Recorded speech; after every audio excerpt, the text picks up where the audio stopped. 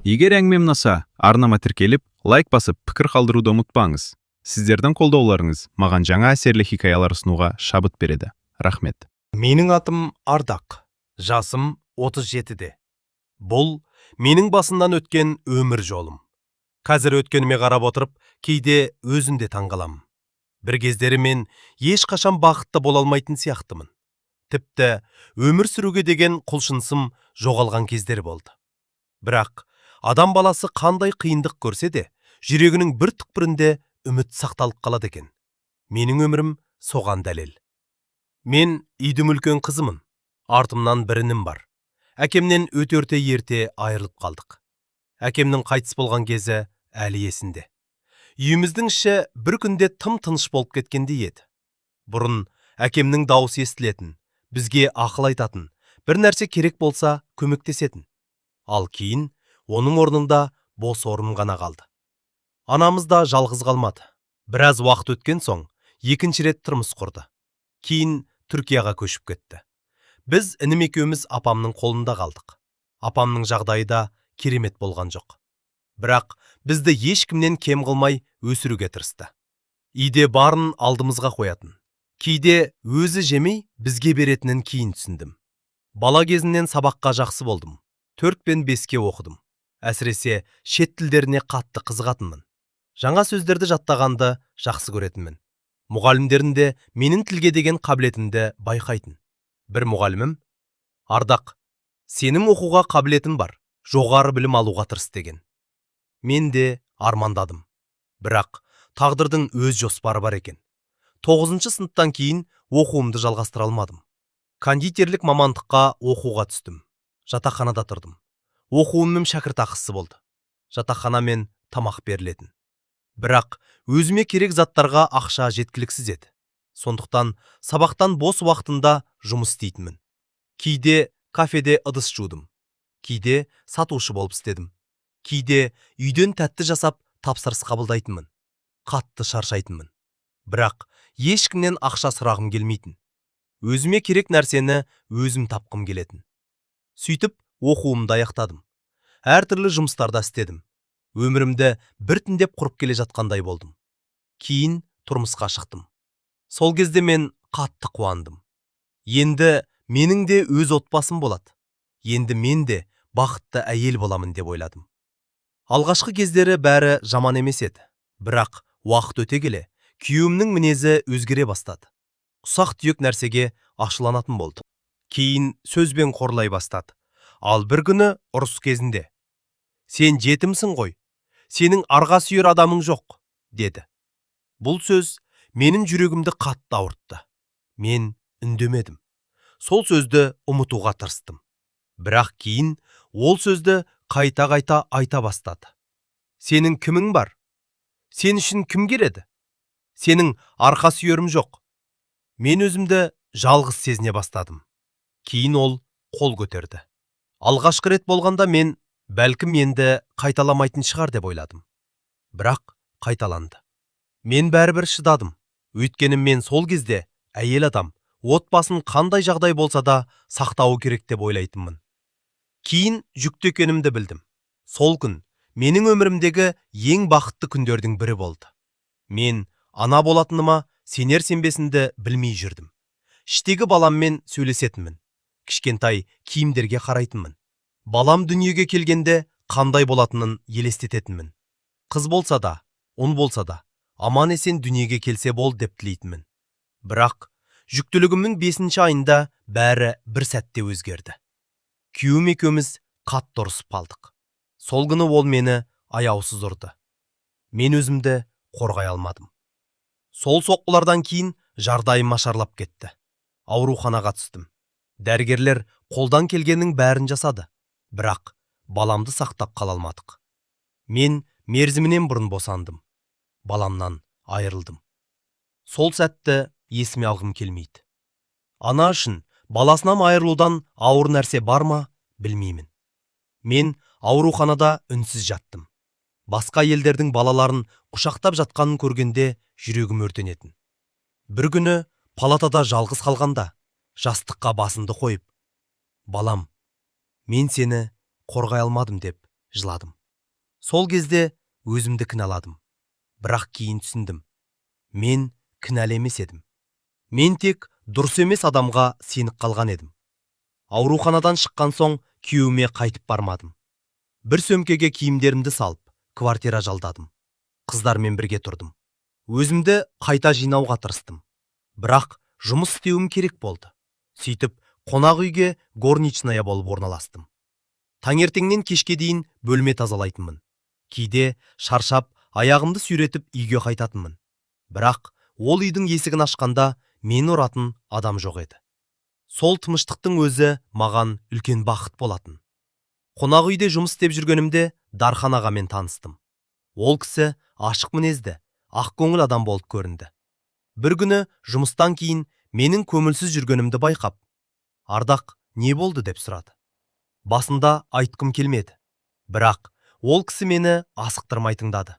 Мен өмірімде болған нәрсенің бәрін айтып бердім. Әкемнің ерте қайтқанын, анамның Түркияға кеткенін, апамның қолында өскенімді, күйеуімнің қол көтергенін, баламнан айырылғанымды, бәрін. Дархан аға біраз үнсіз отырды. Сосын, «Ардақ, сенің өмірің мұнымен бітпейді» деді. Мен үнсіз тыңдадым. «Сені мұнда ешкім ұстап отырған жоқ қой. Неге басқа жаққа барып жұмыс істеп көрмейсің?»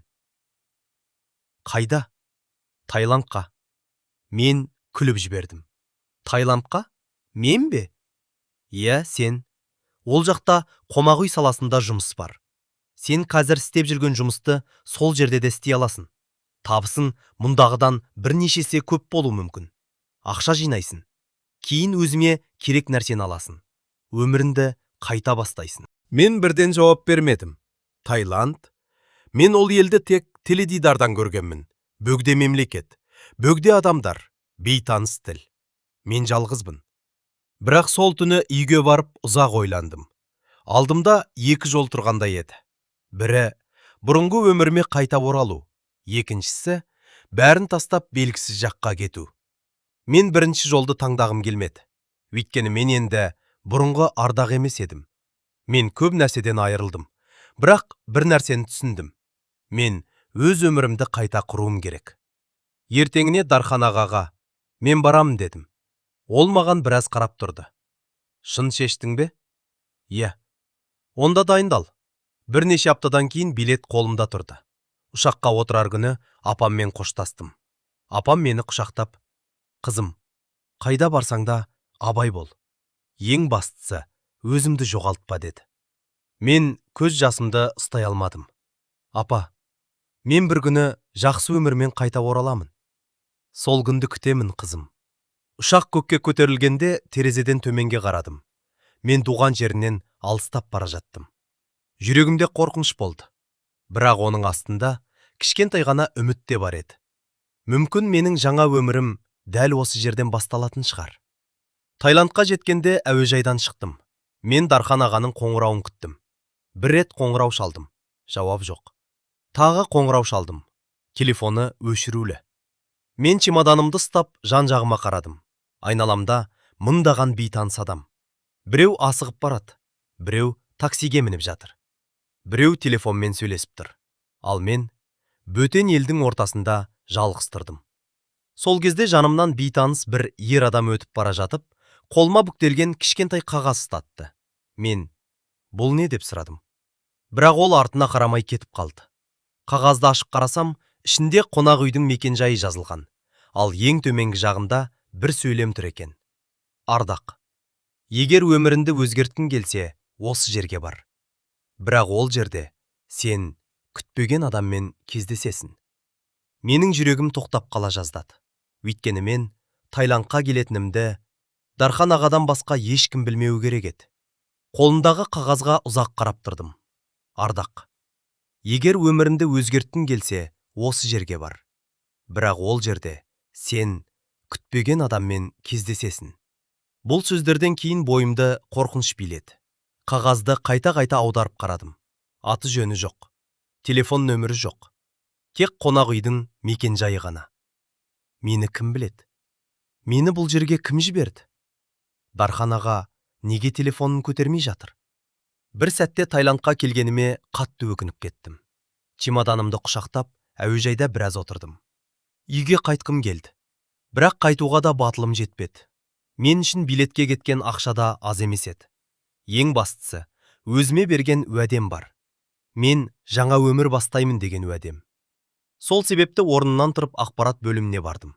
Қағаздағы мекенжайды көрсеттім. Қыз маған бір нәрселерді түсіндірді.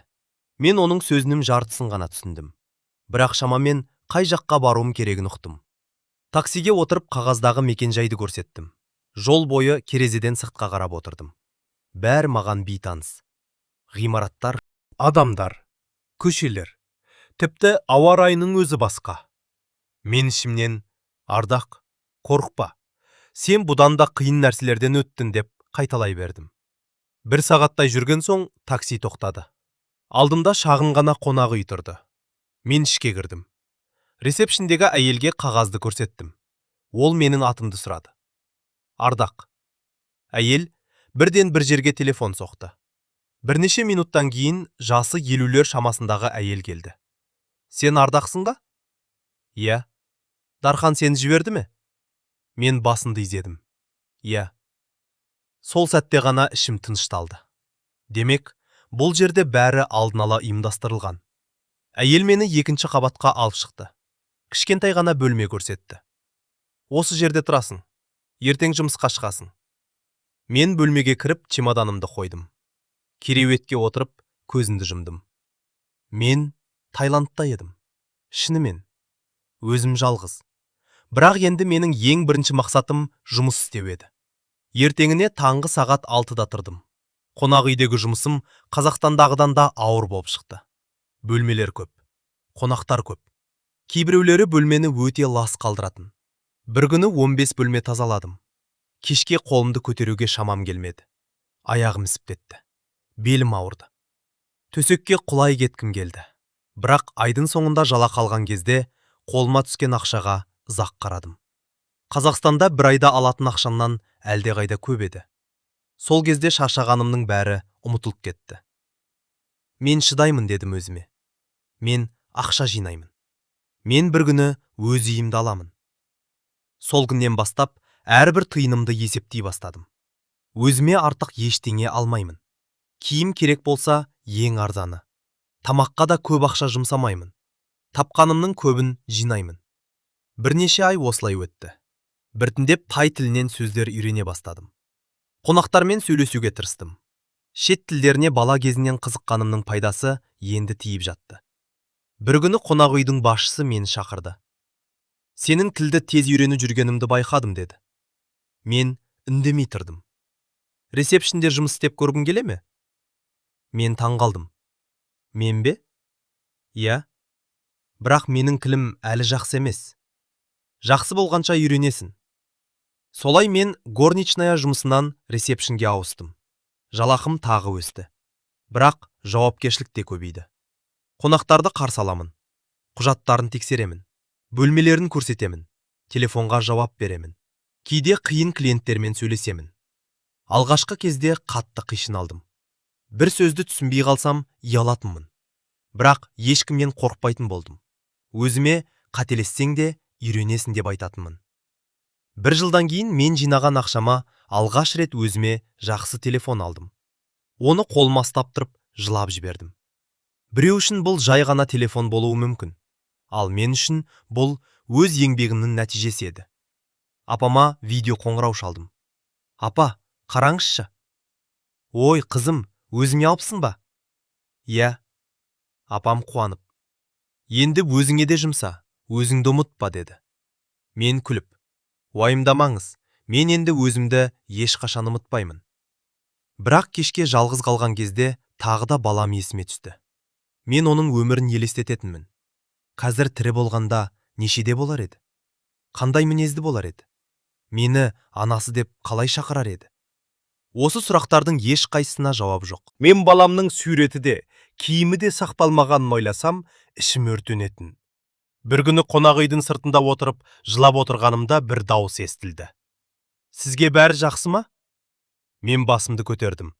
Алдымда қазақ жігіті тұр екен. Мен бірден таңғалдым. Сіз қазақсыз ба? Ол күліп, «Иә, ал сіз ше?» «Мен де». Оның аты Нұрлан екен. Ол Таиландта бірнеше жылдан бері жұмыс істейтінін айтты. Бірнеше күннен кейін ол қонақ үйге қайта келді. Содан кейін тағы келді. Бірте-бірте сөйлесіп жүрдік. Ол менің өткенімді сұрады. Мен алғашында айтқым келмеді. Өйткені мен ер адамдарға сенуден қалған едім. Бірақ Нұрлан басқаша еді. Ол мені аямады. Мені әлсіз деп қарамады. Керісінше, сен мықты әйелсің дейтін. Бір күні мен оған бар шындығымды айтып бердім. Әкемнің қайтыс болғанын, анамның Түркияға кеткенін, апамның қолында өскенімді, күйеуімнің мені ұрғанын, баламнан айырылғанымды, Таиландқа қалай келгенімді. Ол ұзақ үнсіз отырды. Сосын, сен осынша нәрседен кейін де өмір сүріп жүрсің. Демек, сенің жүрегің өте мықты деді. Мен көзіме келген жасты сүрттім. Мен кейде шаршаймын. Шаршауға болады, бірақ берілме. Осы адаммен сөйлескен сайын ішімде бір нәрсе өзгеріп келе жатқанын сездім. Бірақ мен өзіме, Ардақ, асықпа деп ескертіп жүрдім. Өйткені бір рет жүрегімді бергенде, өмірімнің ең үлкен жарасын алғанмын. Мен енді ешкімге тәуелді болғым келмейтін. Сондықтан Нұрланға да бірден жақындамадым. Оның орнына жұмысымды күшейттім. Ақша жинадым. Тіл үйрендім. Тіпті бос уақытымда интернеттен кондитерлік курстар көре бастадым. Өйткені бала кезімнен қалған бір арманым бар еді. Өзінің кондитерлік кәсібімді ашу. Бір күні Нұрлан менің телефонымдағы торттардың суреттерін көріп, «Мұны өзің жасадың ба?» «Иә, бұрын кондитерлік оқығанмын». «Онда неге осыны бизнеске айналдырмайсың?» Мен оған қарап күліп жібердім. «Мен бе? Бизнес ашамын ба?» «Неге ашпайсың?» «Ақшам жетпейді». Ол бір сәт ойланып, «Ақшаң жетпесе, аздан баста, бірақ баста». Оның осы сөзі менің өмірімді тағы бір рет өзгертетінін ол кезде білмедім. Сол түні мен дәптер алып, алғашқы рет есеп жасадым. Қанша ақша жинадым? Қанша керек? Қандай құрал аламын? Қай жерде жұмыс істеймін? Бәрін жаздым. Ал ең жоғарғы жағына бір ғана сөз жаздым. Арман. Бірнеше айдан кейін жинаған ақшам жеткілікті бола бастады. Мен кішкентай ғана бөлме жалдап, кондитерлік өнімдер жасауды жоспарладым. Бірақ дәл сол кезде күтпеген жағдай болды. Қонақ үйге жаңа басшы келді. Ол менің жеке кәсібіммен айналысып жүргенімді біліп қойды. Бір күні ол мені кабинетіне шақырып, «Ардақ, сенің мұнда жұмыс істеуіңе қатысты бір мәселе бар» деді. Менің жүрегім дүрсілдеп кетті. Қандай мәселе? Ол үстел үстіне бір құжат қойды. Егер осы құжатқа қол қойсаң, сенің Таиландтағы бүкіл жоспарын бір күнде өзгеруі мүмкін. Мен құжатқа қарап тұрып қалдым. Өйткені ол құжатта мен бұрын соңды естімеген бір ұсыныс жазылып тұр еді. Үстел үстіндегі құжатқа ұзақ қарап тұрдым. Басшының жүзіне қарадым. «Бұл не?» дедім ақырын. Ол орындыққа отырып, «Сен біраз уақыттан бері кондитерлікпен айналысып жүр екенсің. Қонақ үйдегі кейбір қызметкерлер сенің жасаған тәттілеріңді мақтап жүр. Мен де көрдім. Сондықтан саған бір ұсыныс жасағым келеді» деді. Мен үндемей тыңдадым. Қонақ үйдің төменгі қабатында бос тұрған шағын бөлме бар. Сол жерді жалға алсаң, өзімнің тәттілерімді жасап, осында сатуыңа болады. Менің жүрегім дүрсілдеп кетті. Шынымен бе? Иә, бірақ бір шартым бар. Қандай? Сен қонақ үйдегі жұмысыңды тастамайсың. Әзірге 2 жұмысты қатар алып жүресің. Мен үнсіз қалдым. Бұл мен үшін үлкен мүмкіндік еді. Бірақ 2 жұмысты қатар алып жүру оңай болмайтынын жақсы түсіндім. Сонда да келісім бердім. Жақсы, мен істеймін. Сол күннен бастап өмірімнің ең ауыр, бірақ ең бақытты кезеңі басталды. Таңғы 6-да қонақ үйдегі жұмысыма шығамын. Түске дейін ресепшнде отырамын. Түстен кейін бос уақытта төменгі қабаттағы кішкентай бөлмеге түсемін. Кешке дейін торт жасаймын. Кейде түнгі сағат 12-ге дейін жұмыс істейтінмін. Үйге қайтқанда шаршағаным соншалық, аяқ киімімді шешпей жатып ұйықтап қалатын күндерім болды. Бірақ таңертең қайта тұратынмын. Өйткені менің алдымда бір ғана мақсат тұрды. Өз аяғымда тұру. Алғашқы кезде клиент аз болды. Бір күнде бір торт, кейде 2 торт. Кейде мүлде тапсырыс болмайтын. Ондай күндері көңілім түсетін. Менің қолымнан келмейді-ау деген ойда келетін. Бірақ кейін өзіме, Ардақ, сен бұдан да қиын нәрселерден өттің. Бір-екі тапсырыс үшін тоқтама дейтінмін. Нұрлан да маған көп көмектесті. Ол әлеуметтік желіге парақша ашып берді. Торттарының суретін өзі түсіріп жүрді. Кейде клиенттерге тапсырыстарды жеткізіп беретін. Бір күні кешке екеуміз ас үйде отырдық. Алдымызда жасалған 3 торт тұр. Нұрлан бір тортқа қарап, Ардақ, сен осының бәрін жалғыз бастағаныңа өзіңде сенесің бе деді. Мен күліп, кейде өзімде сенбеймін. Бұрынғы Ардақ пен қазіргі Ардақтың айырмашылығы қандай екенін білесің бе? Қандай? Бұрын сен өмірден қашатынсың. Қазір өміріңді өзің жасап жатырсың. Оның сөзі маған қатты әсер етті. Мен оның көзіне қарап, Нұрлан, иә, рахмет. Не үшін? Маған сенгенің үшін. Ол үндемей қолымды ұстап отырды. Сол сәтте жүрегімде бір қорқыныш пайда болды. Мен Нұрланды жақсы көріп қалғанымды түсіндім. Бірақ оны айтуға қорықтым. Себебі өткен өмірімде махаббат мен үшін бақыт емес, қасірет болған. Нұрлан мені ешқашан асықтырмады. Бір күні мен оған, мен саған бір нәрсе айтқым келеді дедім. Айта бер. Мен ер адамдарға сенуден қорқамын. Ол менің сөзімді бөлмеді. Сенің бұрынғы күйеуіңнің істегені үшін мен жауап бермеймін. Бірақ мен саған өзімді сөзбен емес, ісіммен көрсетемін. Мен жылап жібердім. Мен қайтадан алданып қалудан қорқамын. Онда маған бірден сенбе, уақыт бер. Осы сөзден кейін мен оған біртіндеп сене бастадым. Бірнеше ай өтті. Кондитерлік кәсібімде жақсы жүре бастады.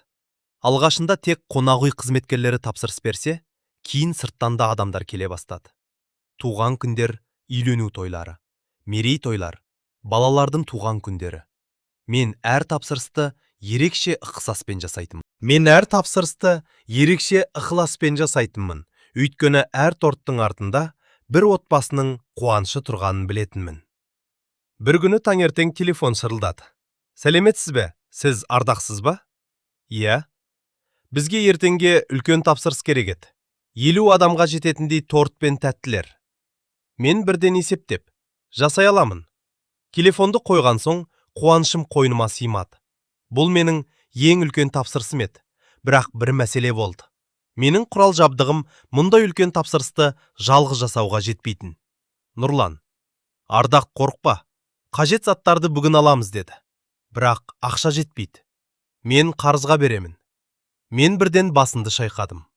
Жоқ, мен бәрін өзім жасағым келеді. Ол күлімсіреді. Жақсы, онда екеуміз бірге шешім табамыз.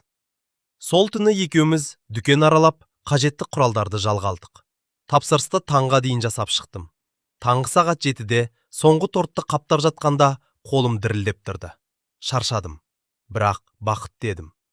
Клиенттер тапсырысты алған соң маған қайта хабарласып, Ардақ, бәрі керемет екен деді. Сол сөз мен үшін ақшаға қарағанда қымбат болды. Осыдан кейін тапсырыстар күрт көбейді. Мен енді жалғыз үлгермейтін болдым. 2 қызды жұмысқа алдым. Кішкентай бөлме тар болып қалды. Содан кейін үлкенірек орын іздей бастадым. Бірнеше айдан кейін өзімнің шағым кондитерлік дүкенімді аштым. Дүкеннің маңдайшасына Ардақ Sweet деп жаздырдым. Ашылу күні дүкеннің алдында тұрып, маңдайшаға ұзақ қарадым. Көзіме жас келді. Осы атаудың астында менің бүкіл өмірім тұрғандай еді. Әкемнен айырылған қыз, апасының қолында өскен жетім қыз. Тұрмыста қорлық көрген әйел, баламнан айырылған ана. Бөгде елге жалғыз келген әйел. Енді өз кәсібінің иесі. Сол күні апама видео қоңырау шалдым. Камераны дүкеннің ішіне бұрып, апа, менің дүкенім бар. Апам біраз үнсіз қалды. Сосын көзіне жас алып, қызым, сен әкеңнің қызы екеніңді бүгін дәлелдедің деді. Мен жылап жібердім. Бірақ бақыт дедім. Сол кеште дүкен жабылғаннан кейін Нұрлан екеуміз сыртта отырдық. Ол қалтасынан кішкентай қорап шығарды. Менің жүрегім дүрсілдеп кетті. Бұл не? Аш. Қораптың ішінде әдемі жүзік тұрды. Мен үнсіз қалдым. Нұрлан менің қолымды ұстап, Ардақ, мен сенің өткеніңді өзгерте алмаймын. Балаңды қайтара алмаймын. Саған түскен жараларды да бір күнде өшіре алмаймын. Ол біраз үнсіз тұрды.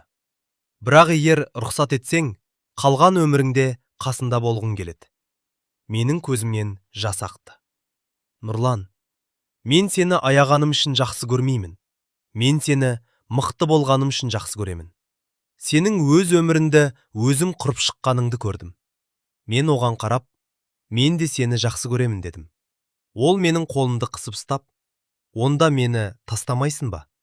Мен жылап тұрып күліп, егер сен де мені тастамасаң, сол күні біз бір-бірімізге уәде бердік. Бірақ өмір бізге тағы бір сынақ дайындап қойған екен. Үйренуімізге дайындық жасап жүрген кезде, мен бірнеше күн қатарынан өзімді нашар сезіне бастадым. Таңертең жүрегім айниды. Кей иістерге шыдай алмаймын. Тіпті сүйікті тағамдарымнан да бас тартатын болдым. Нұрлан, дәрігерге барып көрінсеңізші деді. Мен, мүмкін шаршаған шығармын.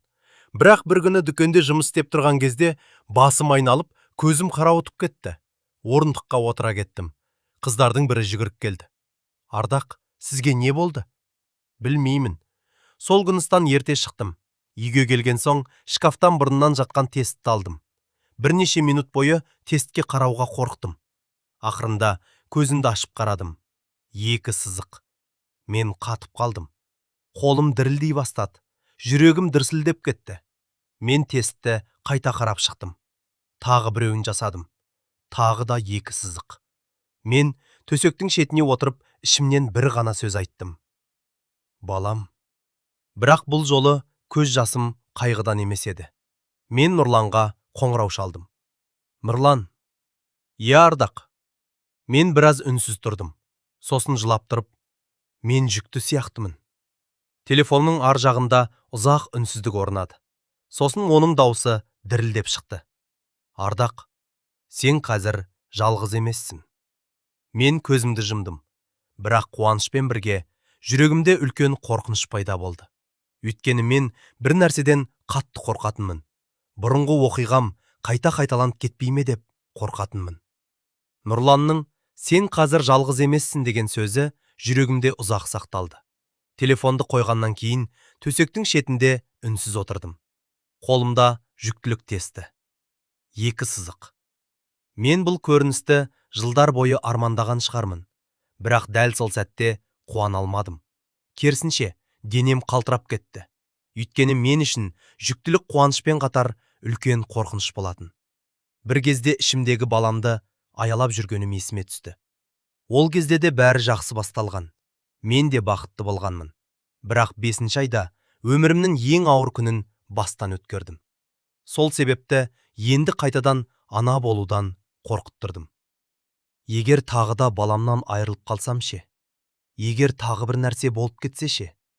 Мен мұны көтере аламын ба? Осы сұрақтар басымнан кетпеді. Ертеңіне Нұрлан мені дәрігерге алып барды. Жол бойы мен үндемей отырдым. Ол қолымды қысып, қорықпа деді. Қорқып тұрмын. Бұл жолы бәрі басқаша болады. Сен қайдан білесің? Ол маған қарап, өйткені бұл жолы сен жалғыз емессің. Мен сенің қасындамын. Дәрігерге кірдік. Тексеруден кейін дәрігер, құттықтаймын, жүктілік расталды деді. Менің көзіме жас келді. Дәрігер менің бұрынғы жүктілігім туралы сұрады. Мен бәрін айтып бердім. Баламнан ерте айырылғанымды да жасырмадым. Дәрігер мұқият тыңдап, сізге бұл жүктілікте өзіңізге ерекше күтім жасау керек. Қандай да бір ауырсыну, немесе қан кету болса, бірден хабарласыңыз. Ең бастысы, өзіңізді кінәламаңыз. Өткен жағдай сіздің кінәңіз емес деді. Осы сөзді естігенде ішімдегі бір ауыр жүк түскендей болды. Мен жылдар бойы өзімді кінәлап келген едім. Баламды қорғай алмадым деп. Ал енді бір маман маған, бұл сіздің кінәңіз емес деп отыр. Дәрігерден шыққан соң Нұрлан мені құшақтады. Естідің бе? Иә, сен кінәлі емессің. Мен оның иығына басымды қойып жыладым. Сол күннен бастап өзіме ерекше күтім жасай бастадым. Жұмыста азайттым. Дүкендегі қыздарға көбірек жауапкершілік бердім. Нұрлан да маған көмектесті. Кейде мен, сен мені тым қатты қорғаштап кеттің деп күлетінмін. Ол қорғаштаймын. Өйткені сен мен үшін қымбатсың. Жүктіліктің алғашқы айлары өте қиын өтті. Жүрегім айниды. Кейде ештеңе жегін келмеді. Кейде керісінше түн ортасында бір нәрсе жегін келеді. Бір күні түнгі сағат 2-де: Нұрлан, не болды? Маған құлтынай керек. Ол күліп: Қазір ме? Иә. Жақсы. Ол киініп түнде дүкен іздеп кетті. Жарты сағаттан кейін қолында құлтынай ұстап келді. Мен күліп: Сен шынымен алып келдің бе? Сен сұрадың ғой? Сол сәтте менің жүрегім жылып кетті. Мен бұрын ер адамның әйелін осылай аялап, құрметтеп тұрғанын көрмеген едім. Бірте-бірте ішімдегі қорқынышта азая бастады. Уақыт өте келе баланың жүрек соғысын естідік. Дәрігер аппаратты қосқанда, бөлме ішінде кішкентай ғана дыбыс естілді. Тық, тық, тық, тық, тық, тық. Мен демімді ішіме тартып қалдым. Бұл менің баламның жүрегі еді. Мен көзімді жұмып: Балам, бұл жолы мен сені күтемін деп іштей сыбырладым. Нұрлан менің қолымды ұстап отырды. Оның да көзінде жас бар екен. Сол күннен кейін біз баланың есімін ойлай бастадық. Ұл болса ше? Деді Нұрлан. Онда есімін өзің қой. Ал қыз болса? Онда мен қоямын. Екеуміз күліп отырдық. Бірақ жүктіліктің 7-ші айына жақындағанда күтпеген жағдай болды. Бір күні дүкенде жұмыс істеп жүргенімде бұрыннан таныс бір әйел келді. Ол маған ұзақ қарап тұрды. Сосын: Ардақ? Мен оған қарадым. Иә. Әйелдің түрі біртүрлі өзгеріп кетті. Сен шынымен Ардақсың ба? Иә. Сіз кімсіз? Ол жауап бермеді. Тек маған жақындап: Сенің осында жүргеніңді ешкім білмеу керек еді ғой. Менің жүрегім дүрсілдеп кетті. Не айтып тұрсыз? Әйел жан-жағына қарап: Дархан туралы ұмытпа. Менің бойымды суық қорқыныш биледі. Дархан ағаға не болды? Сен оған тоқ сендің бе? Мен жауап бере алмадым. Өйткені мен Дархан ағаны Тайландқа келгеннен кейін көп көрмеген едім. Ол маған алғашқы жұмысымды тауып берген. Бірақ кейін байланысымыз сиреп кеткен.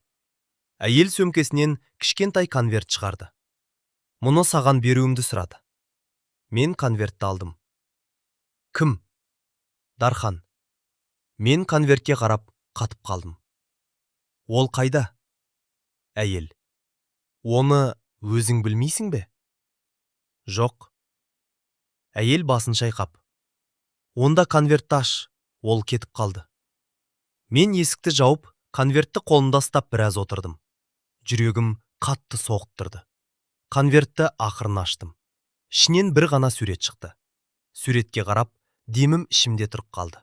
Өйткені суретте менің бұрынғы күйеуім тұр еді. Ал суреттің артында бір сөйлем жазылған: Ол сені әлі іздеп жүр. Менің қолым қалтырап кетті. Сол сәтте Нұрлан дүкенге кіріп келді. Мен оған суретті көрсете алмадым. Тек: Нұрлан. Иә? Бізге бұл жерден кету керек. Неге? Мен конвертті оның қолыма ұстаттым. Ол суретке қарады. Жүзі бірден өзгерді. Бұл кім? Мен көзіме жас алып: Менің бұрынғы күйеуім. Нұрлан үнсіз қалды. Бірнеше секундтан кейін: Ардақ, бұл суретті саған кім берді? Бір әйел. Ол қазір қайда? Кетіп қалды. Нұрлан сыртқа жүгіріп шықты. Бірақ әйел әлдеқашан жоғалып кеткен еді.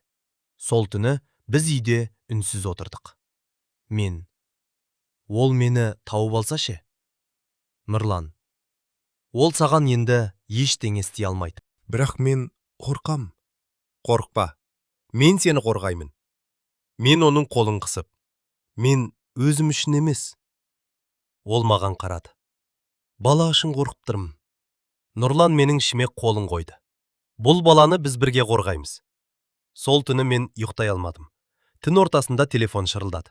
Бейтаныс нөмір. Мен көтермедім. Бірнеше секундтан кейін хабарлама келді. Мен оны ашып оқыдым. Бір ғана сөйлем: Ардақ, Сен мені ұмытып кеткен шығарсың. Бірақ мен сені ұмытқан жоқпын. Жақында кездесеміз. Менің қолым дірілдеп кетті. Өйткені хабарламаның астында менің қазіргі тұрған үйімнің мекенжайы жазылып тұр еді. Телефондағы мекенжайға қарап, денем мұздап кеткендей болды. Бұл менің қазіргі үйімнің мекенжайы еді. Ол мені шынымен тапқан. Бірнеше жыл бойы өткен өмірімді артқа тастап, жаңа өмір қойып келе жатқан едім. Өз кәсібім болды. Қасымда мені шын жақсы көретін Нұрлан болды. Ішімде көптен күткен сәбиім бар еді. Ал енді өткен өмірім қайтадан алдымнан шықты. Нұрлан. Ол телефонымды қолымнан алды. Хабарламаны оқып, біраз үнсіз тұрды. Ардақ, бүгін бұл үйде қалмаймыз. Қайда барамыз? Қазір менің досымның үйіне барамыз. Мен қарсы болған жоқпын. Бірнеше минут ішінде ең қажетті заттарымызды ғана жинадық. Мен ішімдегі баламды ойлап, әр қадамымды абайлап басып жүрдім. Үйден шығарда артыма бір рет қарадым. Мен бұл үйге қайта ораламын ба деген ой келді. Нұрлан қолымды қысып: уайымдама, бәрі жақсы болады. Біз түнде досының үйіне бардық. Сол түні мен алғаш рет Нұрланға бұрынғы күйеуім туралы толық айтып бердім. Оның мені қалай қорлағанын, жетімсің деп қалай бетіме басқанын, қол көтергенін, жүктілігім кезінде ұрып, баламнан айырылғанымды, менің ауруханадан кейін одан қашып кеткенімді. Бәрін. Нұрлан үнсіз тыңдады. Менің әңгімем біткенде ол: неге мұның бәрін жалғыз көтердің деді. Өйткені ешкімге сенбедің. Енді жалғыз көтермейсің. Мен көзіме жас алып: сен мені тастап кетпейсің бе? Ол бірден: жоқ. Егер бұрынғы күйеуім бізге кедергі жасаса ше? Онда заңды жолмен шешеміз. Оның даусынан сенім сезілді. Сол түні біраз тынышталдым. Бірақ таңертең біз күтпеген жаңалық естідік. Нұрланның телефонына хабарлама келген. Ол маған көрсетпей оқып алды. Бірақ жүзінен бір нәрсе болғанын түсіндім. Не болды? Ештеңе. Нұрлан, маған айт. Ол біраз үндемей: сенің бұрынғы күйеуің Таиландта екен. Менің жүрегім қысылып кетті. Қалай? Бірнеше ай бұрын келген екен. Мені іздеп жүргені сондықтан ба? Иә, солай сияқты. Мен орындыққа отырып қалдым. Мен оны жылдар бойы көрмедім. Оның дауысы да есінде қалмағандай еді. Бірақ бір ғана нәрсені ұмытпаппын. Оның ашуланған көзқарасын, оның қолын, оның маған айтқан ауыр сөздерін. Мен өзімді қолға алуға тырыстым. Нұрлан, мен енді қашқым келмейді. Не айтқың келіп тұр? Мен өмір бойы қашып жүре алмаймын. Ол маған қарады. Не істемексің? Онымен сөйлесем. Нұрлан бірден қарсы болды. Жоқ. Неге? Сен жүкті әйелсің. Ол адам саған бұрын қол көтерген. Бірақ мен оны өмір бойы қорқып жүріп жеңе алмаймын. Нұрлан біраз үнсіз қалды. Сосын: егер кездесетін болсаң, жалғыз бармайсың. Мен басымды изедім. Бірнеше күннен кейін бұрынғы күйеуімнен хабар келді. Кездескім келеді. Мен оған жауап бермедім. Екінші хабарлама: сенің жүкті екеніңді білемін. Осы жолы қолым дірілдеп кетті. Ол менің жүкті екенімді қайдан білді? Мен Нұрланға көрсетті. Ол: бұл жерде біреу оған ақпарат беріп жүр деді. Мен бірден Дархан ағаны есіме алдым. Өйткені Таиландқа келген кезінен бастап мен туралы көп нәрсені білетін жалғыз адам сол еді. Бірақ Дархан неге менің бұрынғы күйеуіммен байланыста болуы керек? Осы сұрақ мазамды алды. Сол күні кешке Дархан ағаға қоңырау шалдым. Телефоны өшірулі. Тағы қоңырау шалдым. Жауап жоқ. Мен Нұрланға: бір нәрсе дұрыс емес дедім. Мен де солай ойлаймын. Бірнеше күннен кейін біз полицияға барып, жағдайды түсіндірдік. Барлық хабарламаларды көрсеттім. Менің бұрынғы күйеуімнің суретін де бердім. Қызметкерлер жағдайды тіркеді. Сол сәтте өзімді бір шама қауіпсіз сезіндім. Бірақ жүрегімдегі қорқыныш әлі кетпеді. Жүктілігімнің соңғы айлары жақындаған сайын менің уайымым да күшейді. Бір жағынан баламды күтемін. Екінші жағынан өткен өмірімнің көлеңкесі қайта-қайта алдымнан шығады. Бірақ Нұрлан мені жалғыз қалдырмады. Ол жұмыстан кейін бірден үйге келетін, дүкенге де көмектесетін, дәрігерге бірге баратын. балаға керек заттарды бірге таңдайтын. Бір күні біз дүкеннен кішкентай сәбидің киімдерін көрдік. Мен кішкентай ақ көйлекшені қолыма алдым. Мұнан алайықшы дедім. Нұрлан күліп. Қыз болады деп ойлап тұрсың ба? Білмеймін. Ұл болса ше? Онда да киет. Екеуміз күлдік. Мен сол сәтте алғаш рет баламның болашағын қорқынышсыз елестеттім. Бөлмесін, кішкентай бесігін, алғашқы күлкісін, алғашқы сөзін, анашым дегенін. Көзіме жас келді. Нұрлан, неге жыладың? Бақыттан. Ол менің маңдайымнан сүйді. Осы бақытты ешкім бізден тартып ала алмайды. Бірақ сол күні кешке біздің есігіміз қағылды. Мен бірден орнымнан тұрдым. Нұрлан қолымен мені тоқтатты. Сен артқа тұр. Есік тағы қағылды. Бір рет, екі рет, үш рет. Нұрлан есіктің көзінен қарады. Жүзінен қам қашып кеткендей болды. Кім? Дедім сыбырлап. Ол маған бұрылды. Ардақ. Не болды? Бұл сенің бұрынғы күйеуің. Менің жүрегім тоқтап қалғандай болды. Есіктің ар жағынан оның дауысы естілді. Ардақ, мен сенің осында екеніңді білемін. Менің қолым автоматты түрде ішіме барды. Балам қозғалды. Мен көзімді жұмдым. Бұрынғы Ардақ бұл жерде қорқып, жылап отырар еді. Бірақ қазіргі Ардақ басқа еді. Мен Нұрланға қарап, есікті ашпа. Әрине ашпаймын. Сырттағы адам есікті ұра бастады. Ардақ, мен сөйлесуге келдім. Мен үнсіз тұрдым. Бірнеше минуттан кейін сыртта тыныштық орнады. Бірақ біз оның кеткеніне сенбедік. Сол түні полицияға қайта хабарластық. Бірнеше сағаттан кейін қызметкерлер келіп жағдайды тексерді. Ертеңіне мені тағы бір нәрсе күтті. Дәрігерге жоспарлы тексеруге барғанымда, дәрігер баланың жағдайын қарап, балаңыздың жағдайы жақсы, бірақ сізге енді көп жүруге болмайды. Босануға аз уақыт қалды деді. Мен қуанып кеттім. Қанша қалды? Бірнеше апта. Мен Нұрланға қарадым. Ол күлімсіреп, біз аз қалғанда ата-ана болады екенбіз. Мен оның қолын ұстап. Иә. Бірақ сол сәтте телефоныма тағы бір хабарлама келді.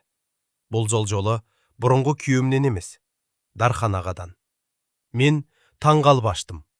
Хабарламада: Ардақ, мен саған шындықты айтуым керек. Таиландқа сені жай ғана жұмысқа орналастыру үшін жіберген жоқпын. Мен сенің өміріңе араласуға мәжбүр болған себебімді енді түсінесің. Бұрынғы күйеуің туралы білгің келсе, ертең сағат 12:00-де жалғыз кел. Мен хабарламаны бірнеше рет оқыдым. Нұрлан, не болды? Мен телефонымды оған көрсеттім. Ол бірден: жалғыз бармайсың. Мен үнсіз қалдым. Өйткені мен Дархан ағаның неге мұндай құпия ұстап келгенін түсінбедім. Ал ең қорқыныштысы, оның мені Таиландқа не үшін шын мәнінде жібергенін мен әлі білмейтінмін. Дархан ағаның хабарламасын оқып болған соң, ұзақ уақыт үнсіз отырдым.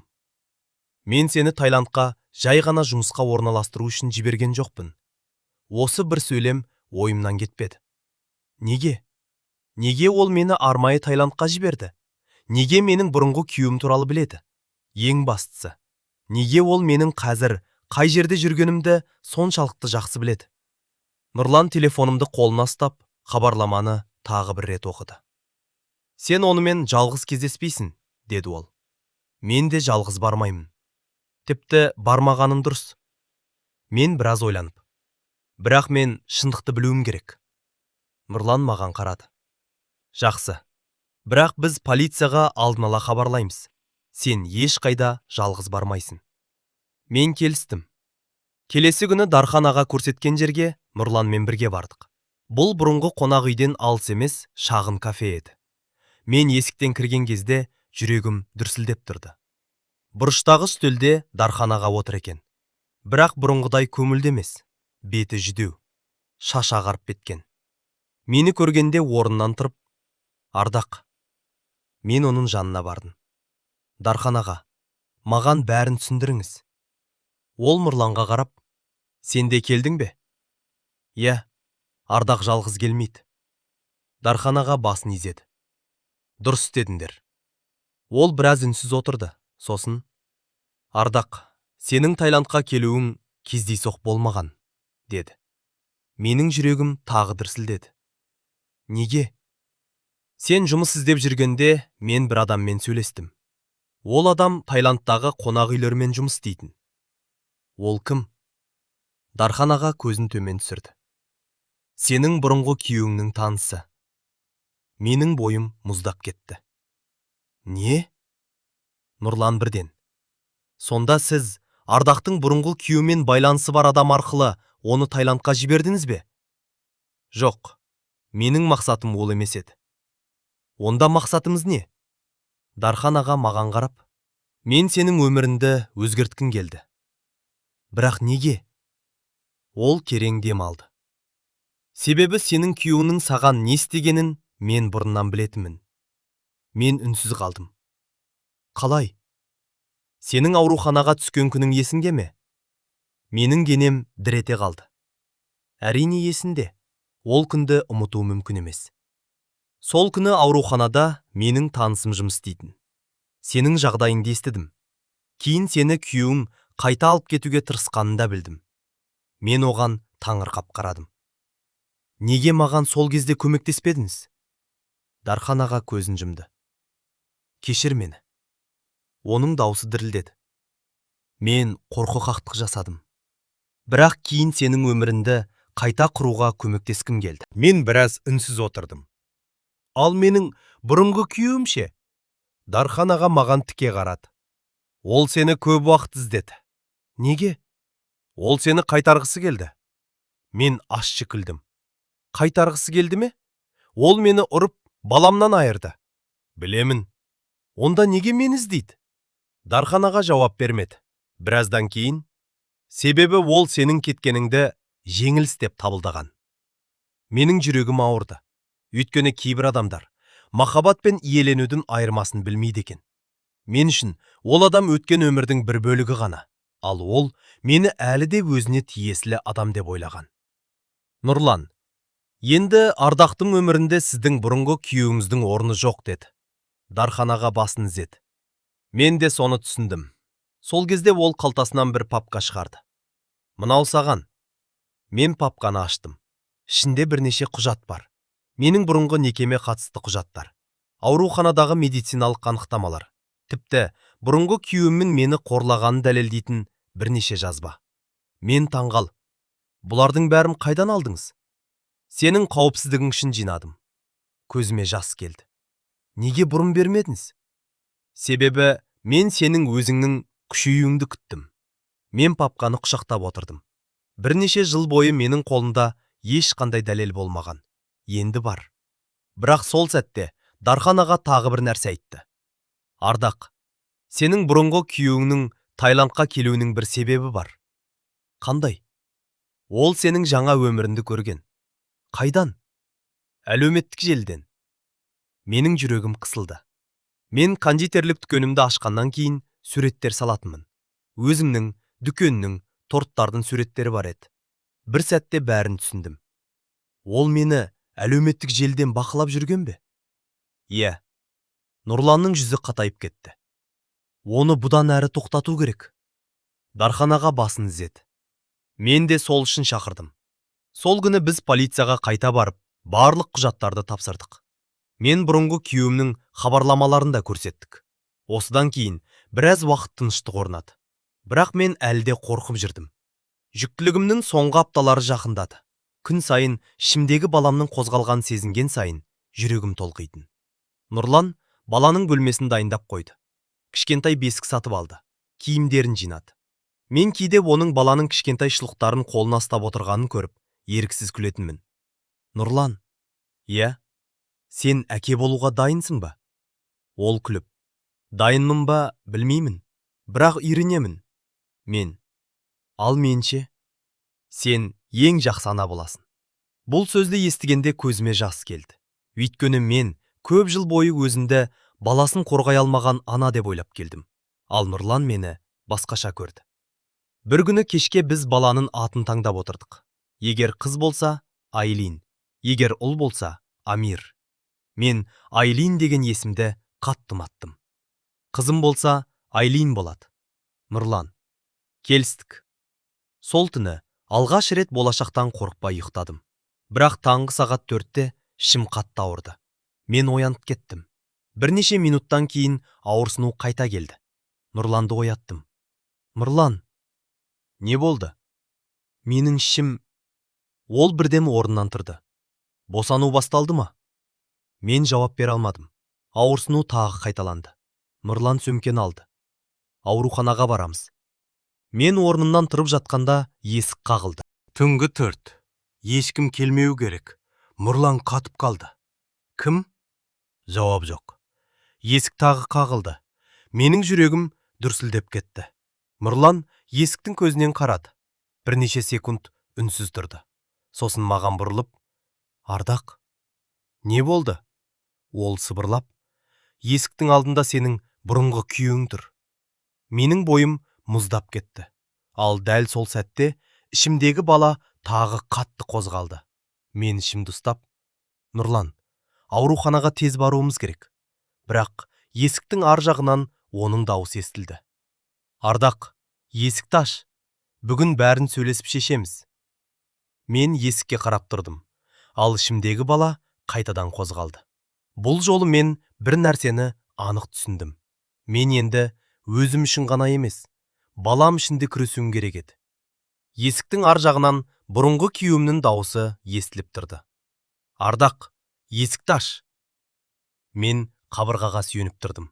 Ішімдегі бала тағы қозғалды. Бір сәтке бәрін ұмытып, ішімді сипадым. Балам, қорықпа. Бұл жолы анаң сені қорғайды, деп іштей қайталадым. Нұрлан маған жақындады. Ардақ, сен артқа тұр. Ол полицияға хабарласты. Мен бұрынғыдай дәрменсіз емес едім. Бұрын қорқыныш мені басқарушы еді. Қазір қорқыныш бар болса да, оның үстінен шығуға тырысып тұрдым. Есіктің сыртындағы адам біраз уақыт айқайлады. Мен сенімен сөйлескім келеді. Нұрлан, Ардақ сізбен сөйлескісі келмейді. Кетіңіз. Бұл сенің шаруаң емес. Енді бұл менің отбасым. Отбасым деген сөзді естігенде жүрегім елжіреп кетті.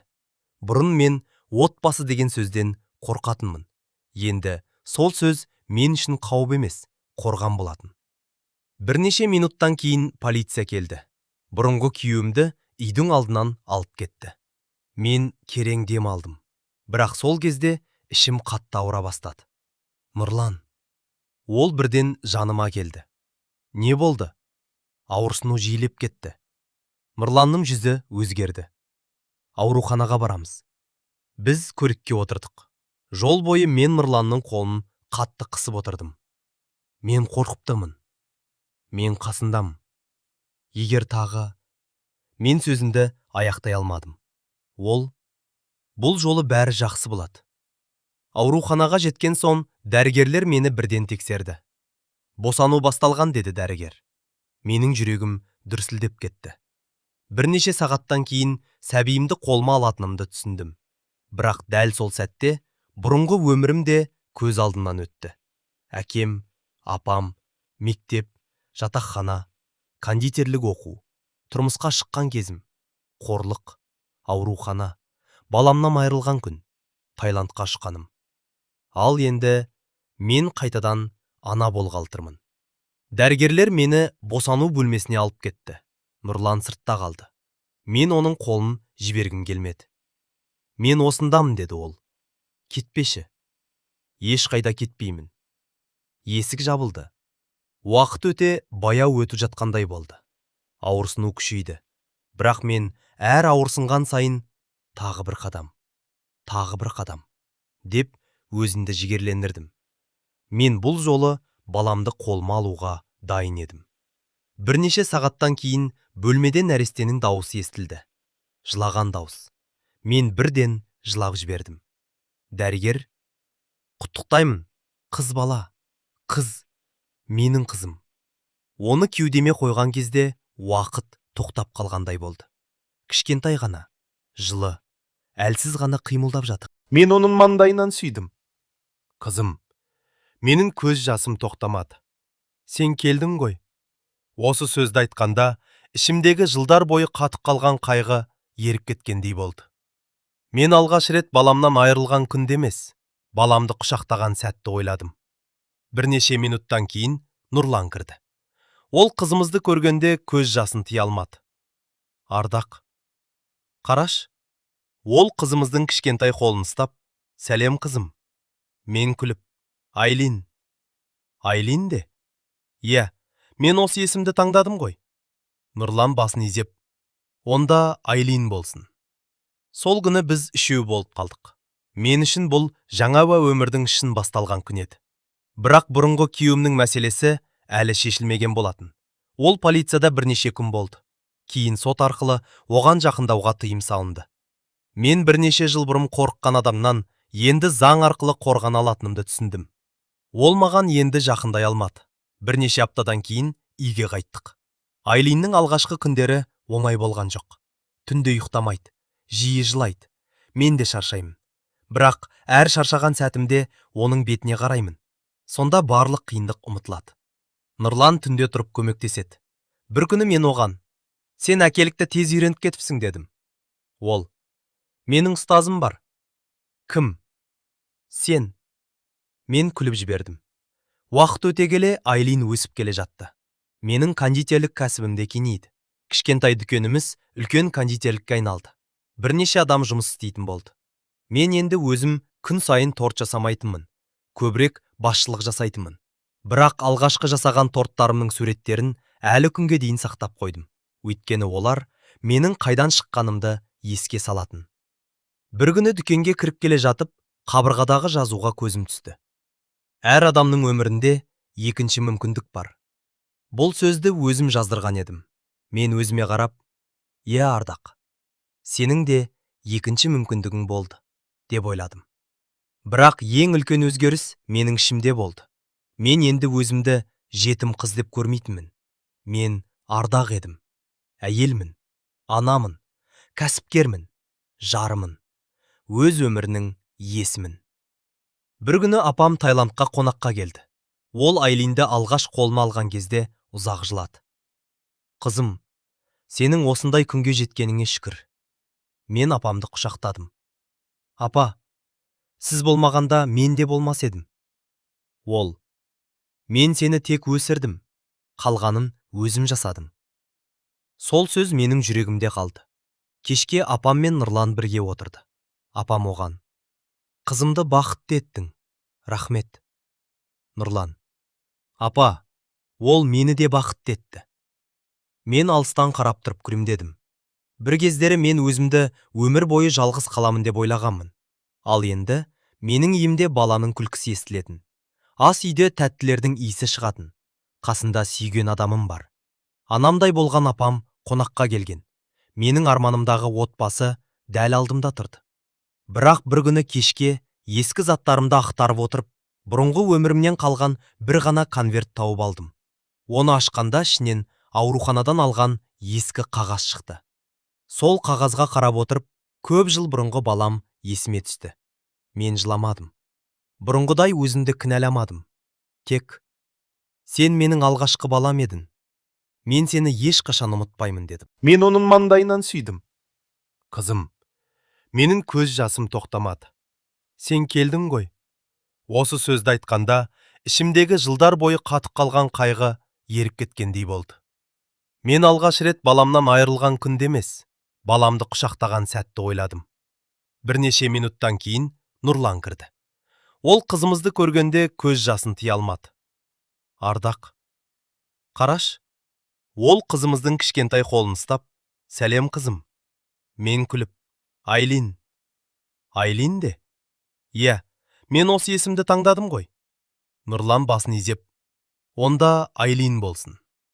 Сол күні біз үшеу болып қалдық. Мен үшін бұл жаңа өмірдің шын басталған күн еді.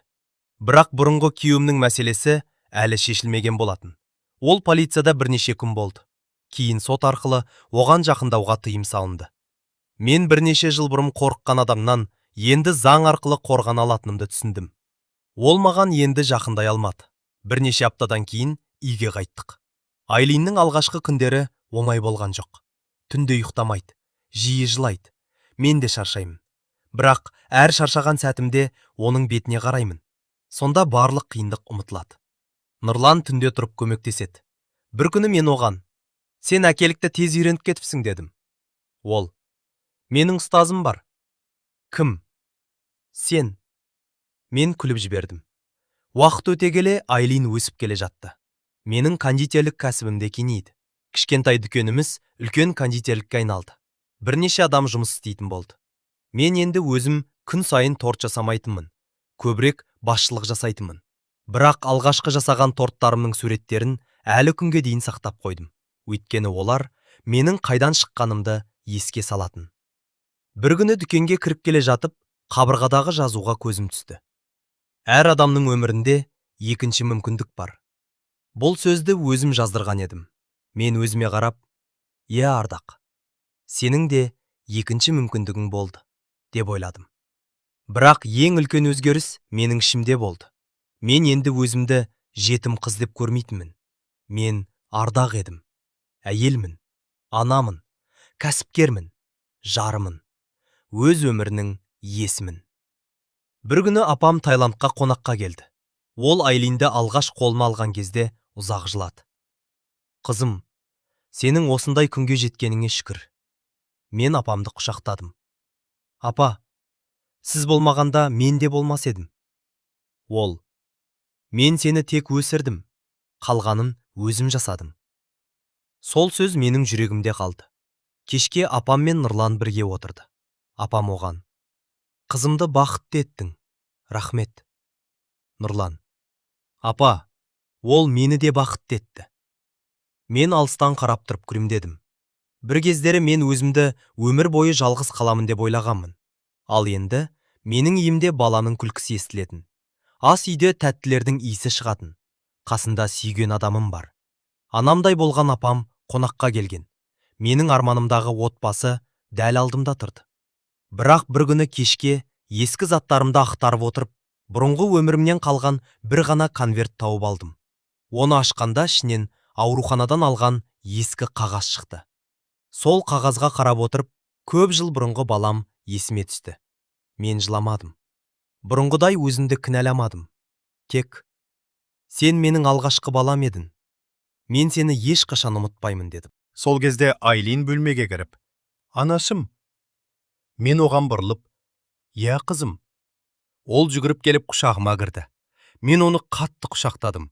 Сол сәтте түсіндім: өткенді өзгерте алмаймын, бірақ болашағымды өзгерте аламын. Мен солай жасадым. Бірақ өмірімдегі ең үлкен арманым әлі орындалмаған еді. Мен бір күні балаларының бірге ойнап жүргенін көргім келетін. Айлин жалғыз өспесе екен деп ойлайтынмын. Нұрланға бұл туралы бірден айтуға батылым жетпеді. Бір күні кешке ол өзі: "Ардақ, тағы бір балалы болсақ қалай қарайсың?" деді. Мен аң-таң болып оған қарадым. "Сен шынымен қалайды екенсің бе?" "Иә." Мен күліп: "Мен де." Осы әңгімеден кейін біздің өмірімізге тағы бір үлкен арман кірді. Бірақ ол арманның орындалуы оңай болмады. Бірнеше ай өткен соң менің денсаулығым сыр бере бастады. Дәрігерге барғанымда ол: "Ардақ, сізге бір нәрсені ашық айтуым керек."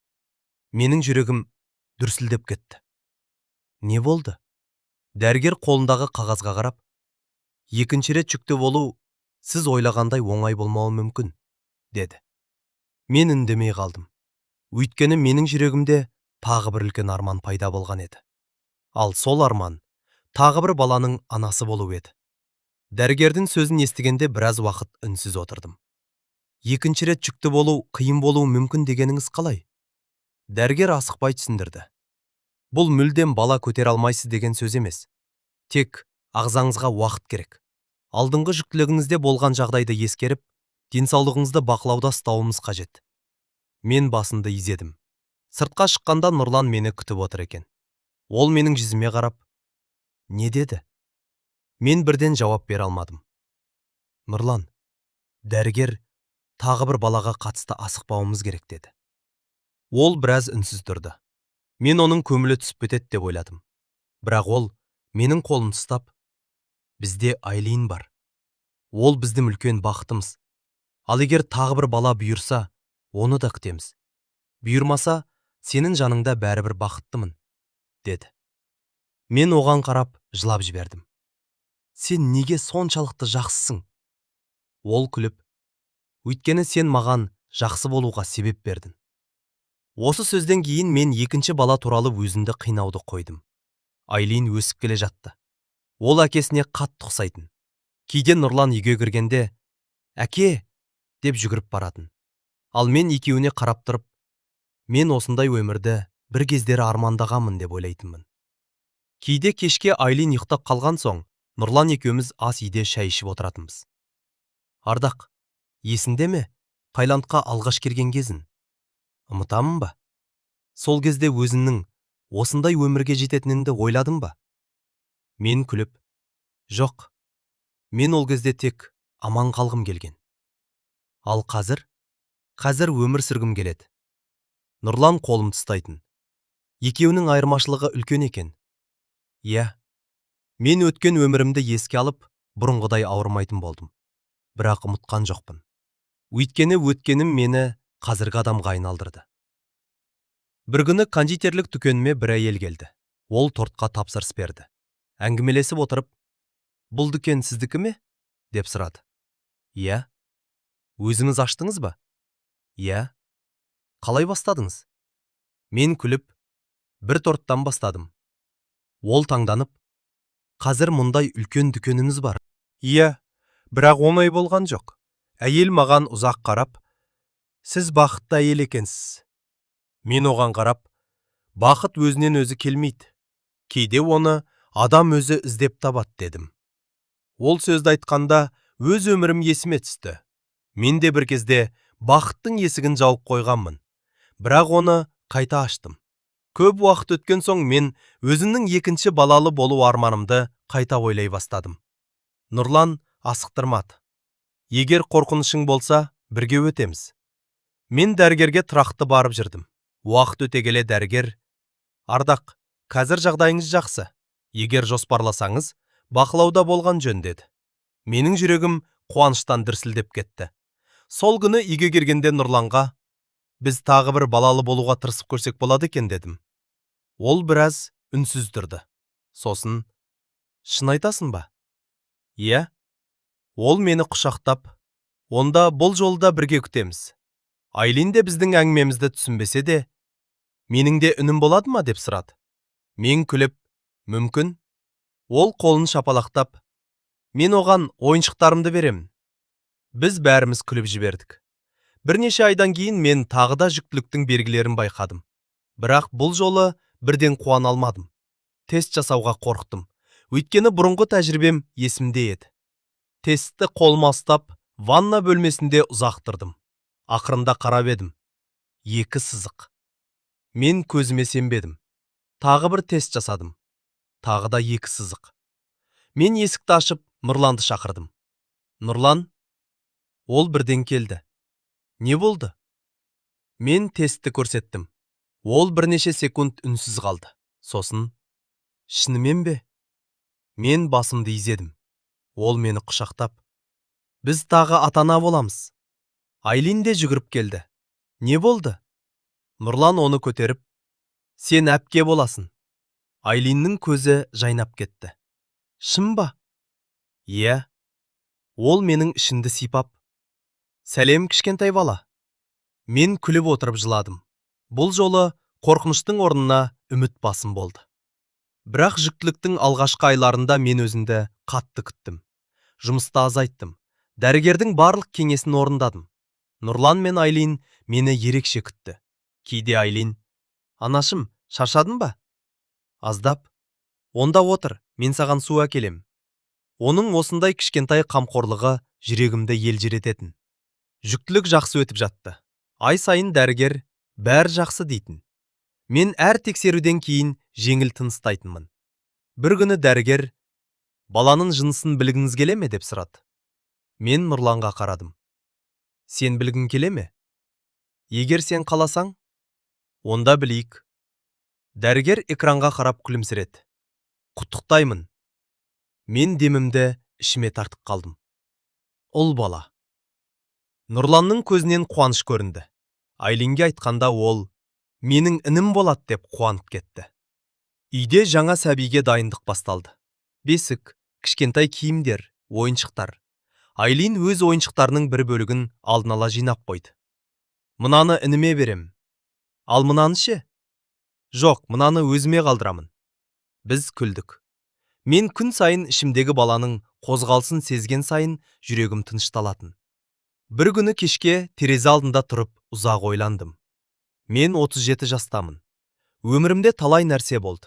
Бірақ қазір менің алдымда күйеуім, қызым, ішімде тағы бір балам. Өз кәсібім, өз үйім. Мен бір кездері осылардың бәрін тек армандаған едім. Ал қазір сол арманның ішінде өмір сүріп жатырмын. Кейде өмір біз қалаған жолмен емес, бізге керек жолмен жетелейді екен. Егер сіз Ардақтың орнында болсаңыз, осындай ауыр тағдырдан кейін қайтадан бақытқа сенер ме едіңіз?